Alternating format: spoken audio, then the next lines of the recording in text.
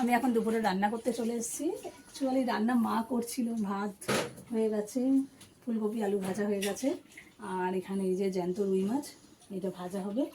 কলা আলু দিয়ে মা ধুতে নিয়ে চলে গেছে যা কলে, কলা আলু দিয়ে মাছের ঝোল হবে, আর লাউ হবে আজকে, লাউ চিংড়ি। আমি আবার এসে ছেলে আর আমি একটু বেরিয়েছিলাম, বেরিয়ে এখন একটু রান্নার দিকে চলে এসেছি। আমি দাও রান্না করি,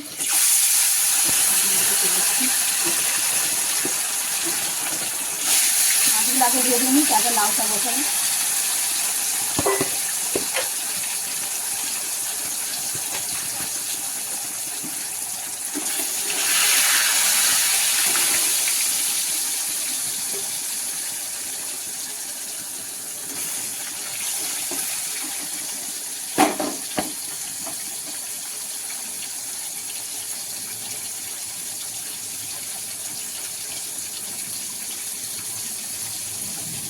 মাছের ঝোল, ফুলকপি আলু ভাজা, ভাত হয়ে গেছে, মাছের ঝোল হবে, আর এখন চিংড়ি, লাউ চিংড়ি হবে।